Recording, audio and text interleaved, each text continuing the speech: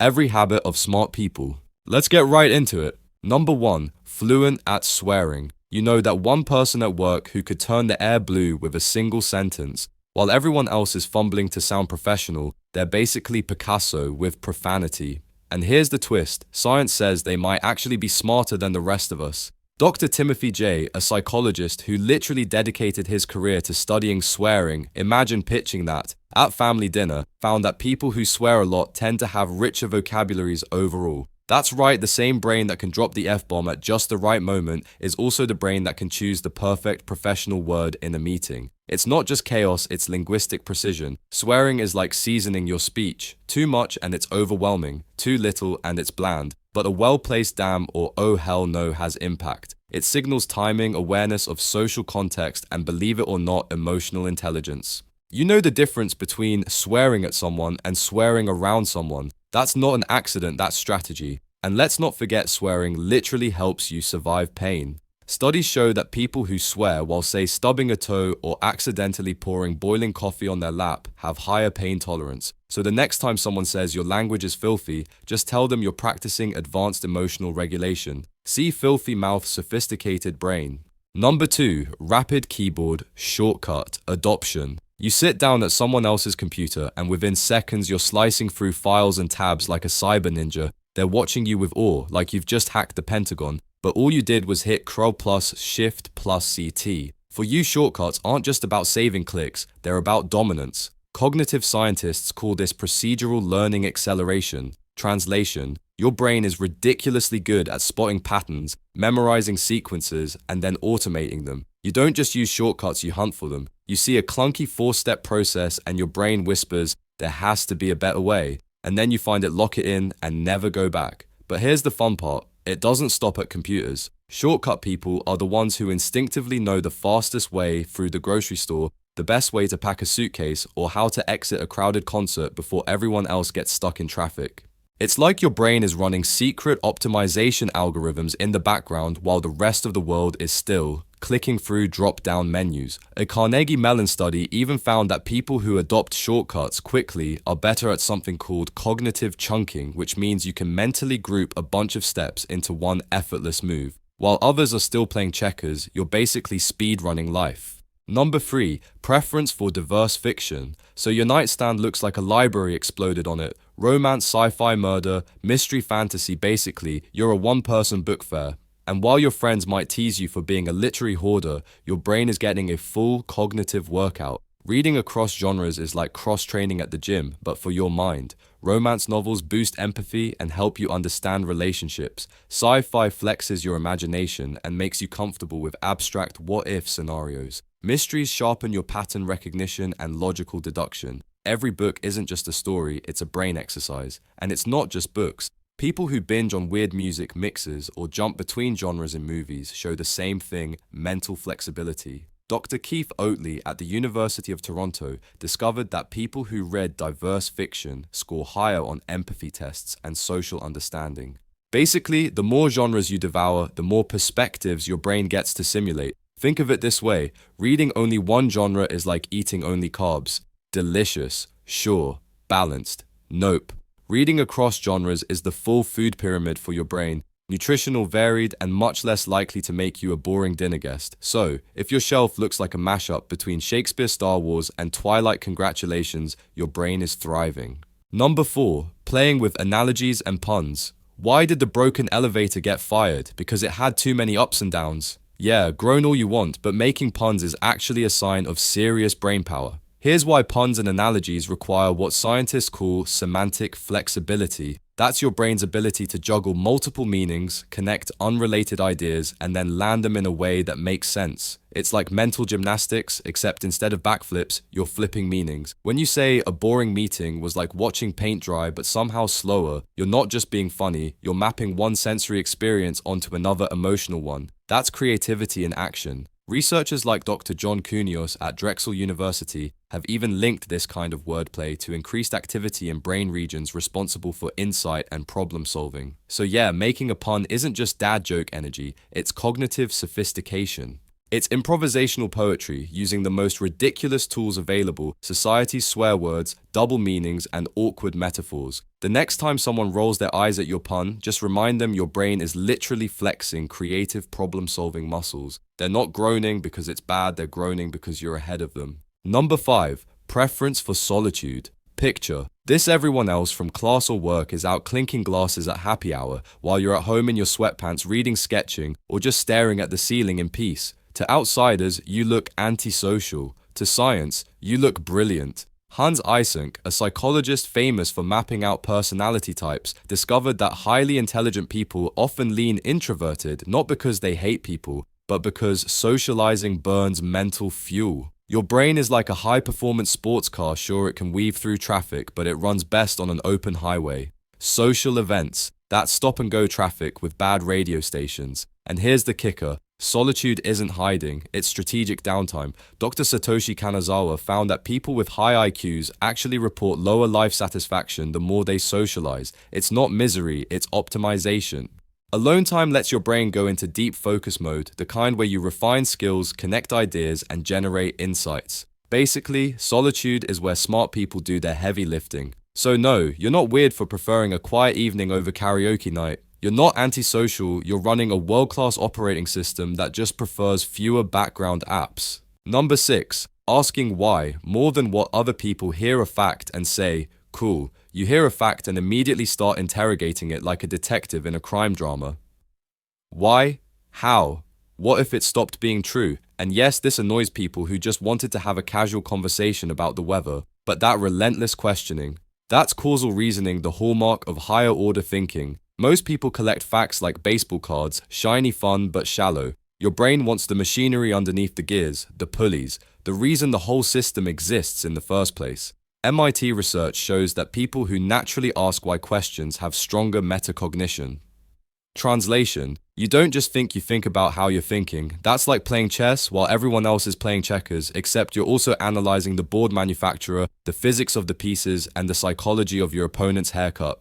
Sure, it can make you sound skeptical or even annoying, but really, it's intellectual curiosity on steroids. You're not satisfied with the headline, you want the whole investigative documentary. And that's what separates surface-level knowledge from true understanding.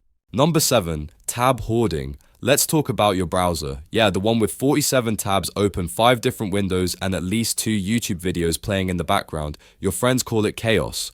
But you call it strategy. Here's what's actually happening. Each tab is like a breadcrumb trail in your intellectual forest. One tab is about Roman concrete, another about quantum computing, and somehow your brain is already sketching a TED Talk about how the two are secretly connected. To outsiders, it looks like digital hoarding. To you, it's a curated museum of future insights. Psychologist Herbert Simon called this satisficing keeping, just enough information accessible so you don't burn energy memorizing everything. Your tabs are external memory, an extension of your brain. They aren't clutter, they're raw materials. Yes, it looks like attention deficit disorder, but in reality, it's you refusing to close doors that might lead to innovation. Because what if the missing piece of your next breakthrough was in tab number 32, right between best lasagna recipe and NASA water purification study? That's not chaos, it's genius wearing the mask of chaos. Number 8, rabbit hole ranger. It always starts innocently, doesn't it?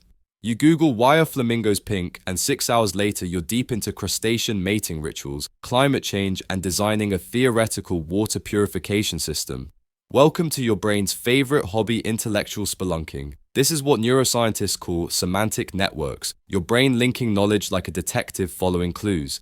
Each tangent feels random, but it's actually your mind connecting dots in ways most people can't even see. Leonardo da Vinci was the poster child for this. His notebooks jumped from anatomy sketches to flying machines to river currents, basically a Renaissance YouTube rabbit hole just on parchment. Dr. Marcus Reichel's research shows that highly intelligent brains have an overactive default mode network, the part that hums when you're resting.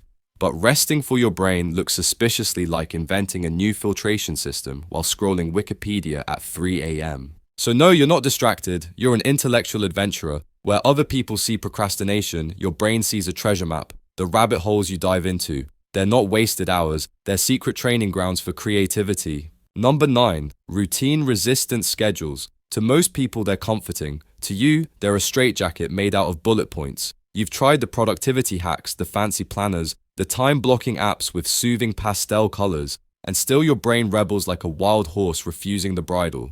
Here's the deal. It's not laziness. It's openness to experience a personality trait strongly tied to intelligence and creativity. History's great thinkers didn't exactly clock in at 9 a.m. and clock out at 5 p.m. Einstein, for example, was famous for his long, unstructured walks, wandering until insights popped into his head. That wasn't wasted time. That was incubation. Your brain thrives on novelty. Rigid schedules choke off the spontaneous connections that lead to breakthroughs. You don't want every moment planned because genius doesn't RSVP to a calendar invite. It shows up when it feels like it, usually right when you're supposed to be doing something else. So yes, maybe you'll ditch your neatly color-coded morning routine halfway through because you stumbled across an article on mushroom root networks. To everyone else, it looks like distraction. But to your brain, it's opportunity knocking. Routine resistance isn't about failing discipline, it's about rejecting the factory model of life in favor of jazz improvisation. Number 10. Interest-driven performance.